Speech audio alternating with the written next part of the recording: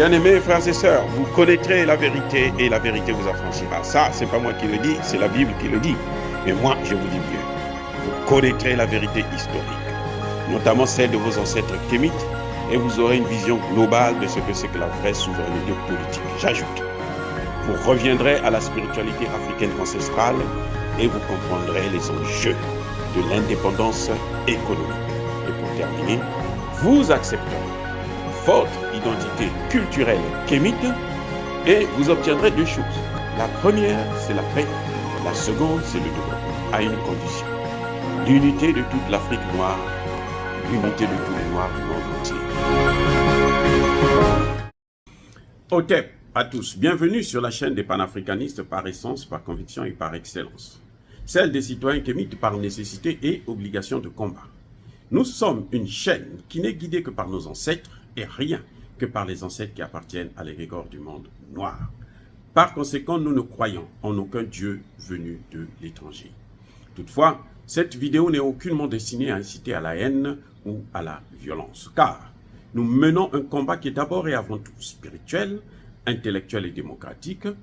Ensuite, il est politique, géopolitique et géostratégique, contre l'impérialisme, le colonialisme, le néocolonialisme et l'endocolonat, qui sont tous qualifiés de crimes contre l'humanité. Nous menons ce combat sur la base du principe fondamental que nous avons hérité de nos ancêtres kémites, qui est celui de la Mahat, c'est-à-dire solidarité, vérité et justice. Nous sommes donc en droit, vous êtes en droit de connaître la vérité et nous avons l'obligation de vous dire la vérité, rien que la vérité, afin que justice soit rendue au continent africain. Et ça, c'est notre modeste contribution dans cette noble lutte en faveur de la souveraineté, la dignité, la solidarité et l'unité africaine. C'est exactement ça que nous appelons le panafricanisme. Bien-aimés frères et sœurs, qui a détruit le pont, le barrage de Kakhovka en Ukraine. Qui a détruit ce barrage? Vous savez, ce barrage-là, Kakhovka, a des conséquences. C'est-à-dire que la destruction de ce barrage a des conséquences sur la partie ukrainienne, sur la partie russe, notamment celle de la Crimée, où 22 000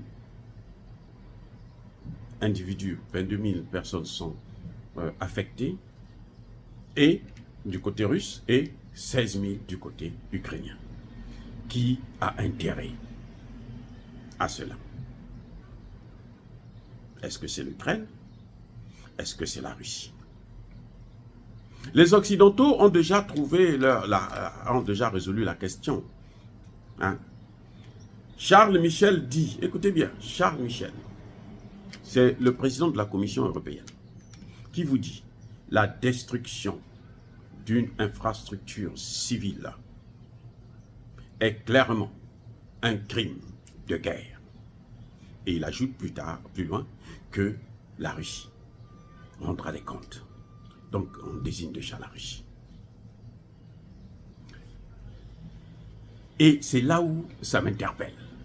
C'est pour ça que j'en parle, ça m'interpelle. C'est intéressant, ce qu'il dit là, c'est vrai, hein?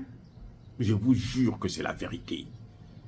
La destruction d'une infrastructure civile, c'est un crime de guerre. C'est la vérité, je suis d'accord avec lui, je le soutiens. Bon, c'est pas la première destruction d'une infrastructure civile. Hein? Vous vous souvenez de Nord Stream 1 et Nord Stream 2? C'était quoi? C'était pas une infrastructure civile. Vous avez entendu Borrell parler. Il n'avait plus de bouche, il n'avait plus de langue. Vous voyez l'imbécilité de ces gens? Vous voyez l'imbécilité? Nord Stream 1 et 2, c'est ce qui alimentait l'Allemagne, la France et d'autres pays européens en énergie moins chère, cadeau. Ah, je reprends. Nord Stream 1 et 2 alimentaient les pays européens là, en énergie, cadeau. En détruisant Nord Stream 1, on coupe le pont. On prive les Européens de l'énergie russe moins chère. Et maintenant, vous savez où est-ce qu'ils commandent l'énergie? Ça vient des États-Unis. 3, 4, 5 fois plus cher. Et c'est polluant. Et on vient dire aux Africains, oh, n'utilisez pas les forêts. Sortez des forêts, venez habiter en ville, en air, dans l'espace, pour protéger l'environnement. Laissez vos forêts là. N'utilisez même pas vos matières premières. Nous, on va s'occuper de ça. Vous, la seule chose qu'on vous demande, c'est de rester tranquille et mourir. Mais Charles Borrell, ça dit que plus imbécile que ça, il n'y en a pas. Je suis désolé, plus imbécile que ça. C'est comme si les fous, c'est pas moi qui ont sorti ce mot, des fous là. C'est Asselineau, c'est Philippot et autres. Ils disent que ce sont des fous. Il dit que la destruction d'une infrastructure civile, c'est un crime de guerre. Mais qui a détruit Nord Stream 1 et 2? Est-ce que Charles Michel s'est même posé la question? Est-ce qu'il s'est posé la question? Vous savez pourquoi il ne s'est pas posé la question? Parce qu'il connaît l'auteur. Attendez. Est-ce qu'il s'est posé la question? Non. Mais pourquoi? Question, pourquoi il ne s'est pas posé la question? C'est ça la science politique. Il ne s'est pas posé la question parce qu'il connaît l'auteur. Ou parce qu'il est complice. Parce qu'il a jugé cela avantageux. Mais si on va juger la Russie pour ça, donc lui aussi on va le juger. Donc, l'auteur de Nord Stream 1 et 2 là, a aussi commis un crime de guerre. Mais a fait venir Karim Khan dans ce cas. Il y a un journaliste américain, pas moi, s'il vous plaît, c'est pas moi. Un journaliste américain, Hersh, qui a dit là, que c'est qui? Ah, non, je ne dis pas. Non, cette fois-ci, moi, je ne dis pas. Parce que vous me cherchez des problèmes. Moi, je ne dis pas. Il y a un journaliste américain qui a pointé du doigt, qui a démontré comment les faits se sont déroulés. Tout récemment, la Chine aussi est revenue là-dessus. La Chine demande des explications aux États-Unis.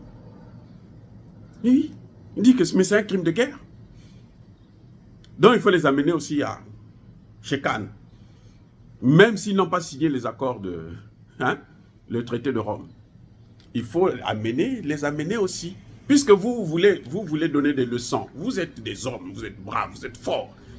Faites-le d'abord, on va voir. Maintenant, qu'est-ce que je pense? Qu'est-ce que je pense? Celui qui a détruit Nord Stream 1 et 2 là, c'est celui-là qui a détruit ce barrage. Celui qui a détruit Nord Stream 1 et 2, c'est celui qui a détruit le barrage de Kakhovka. C'est les mêmes causes, produisent les mêmes effets. Quand on ne peut pas, la guerre, on voit visiblement que la guerre, sur le plan normal, on ne peut plus la mener, on utilise le terrorisme. C'est ce qu'ils sont en train de faire en Afrique. Voilà là où je voudrais en venir. C'est pour ça que l'origine justement du terrorisme en Afrique, ce n'est pas les Africains, ce sont eux. Oui, on choisit, il y a des Africains qui font partie, qui sont devenus des terroristes, que eux ils choisissent, que eux ils recrutent, que eux ils financent. Parce que dans leur logique là, ils ne peuvent plus faire des guerres ouvertes. Parce que c'est trop criard, surtout maintenant que le dollar est en train de perdre sa puissance. Les Européens sont en train de disparaître, économiquement parlant, et même politiquement parlant. Donc, on va utiliser les seuls moyens qui, pour l'instant, n'ont pas encore eu une solution, une parade, qui n'ont pas encore été légiférés sur le plan international. Et c'est ça qu'on va utiliser, c'est le terrorisme. C'est ça qu'ils sont en train de mettre en application en Afrique.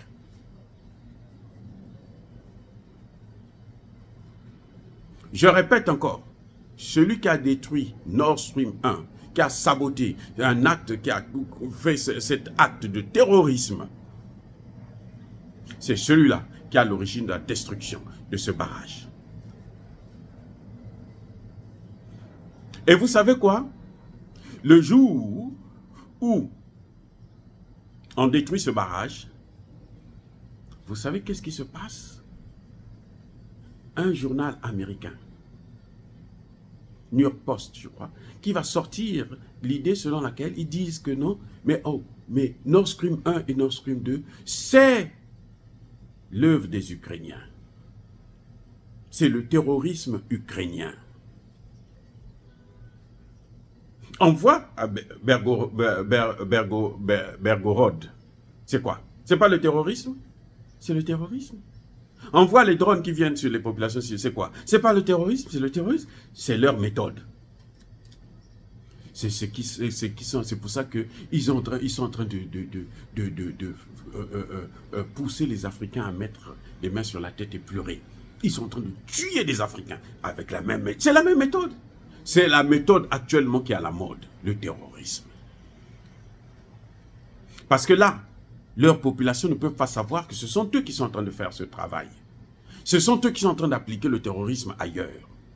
Oui, personne ici aux États-Unis ou en Europe ne sait que ce sont eux qui sont les auteurs du terrorisme en Afrique.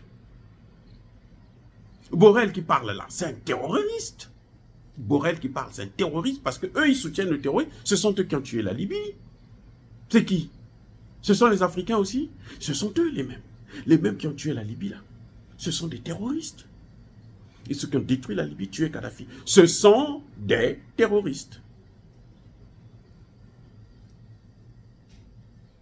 Et c'est pour ça qu'ils sont en train de détruire aussi l'Afrique.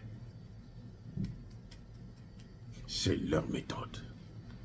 C'est leur façon d'opérer. C'est leur technique. C'est leur façon de gouverner le monde. C'est leur façon de gouverner la communauté internationale.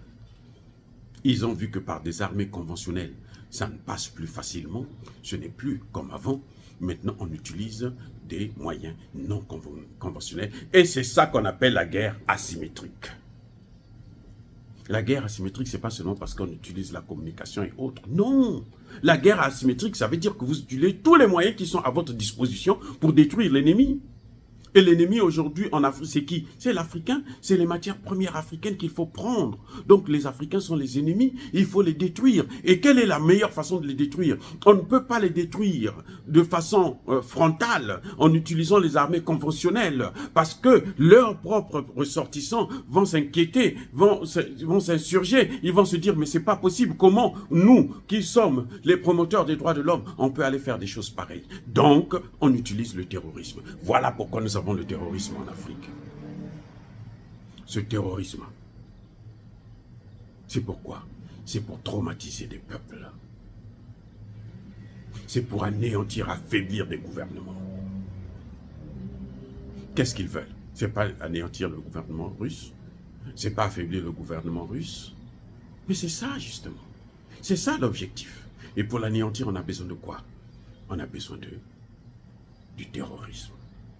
L'arme fatale actuellement, jusqu'à ce que les nations vont comprendre, trouver, inventer un mécanisme pour neutraliser ces terroristes. Vous allez voir qu'ils vont changer de méthode. D'ailleurs, ils sont déjà en train de changer d'autres méthodes, puisqu'il y a des armes biologiques qu'on développe ici et là. Vous le savez très bien. Ce n'est pas à moi de vous le dire encore. Vous le savez. Donc, au lieu d'accuser la Russie, cette fois-ci, même l'Ukraine, je ne pense pas que l'Ukraine comprend ce qui se passe. Bon, l'Ukraine, c'est leur chose, donc c'est le cheval de Troie. Donc c'est normal que ça puisse passer et puis ça puisse avoir des conséquences. Mais en fait, leur objectif, c'est celui-là.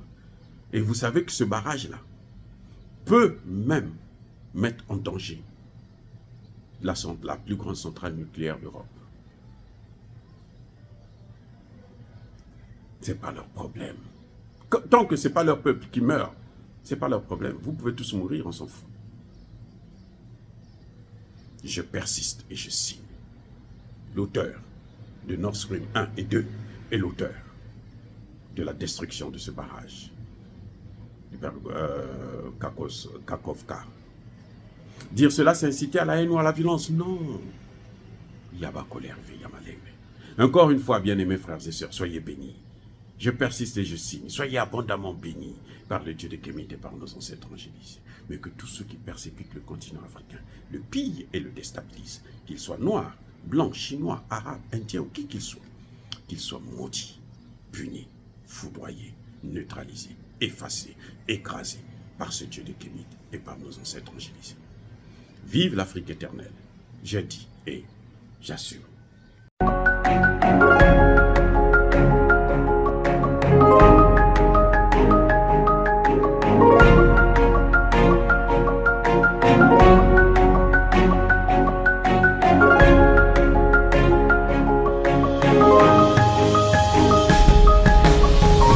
Eux, ils marchent par la foi et non par la vue. Mais moi, je vous conseille vivement de marcher par la connaissance scientifique et historique, notamment celle de nos ancêtres kémites, par les 5 sens et par l'intelligence. Abou Abia.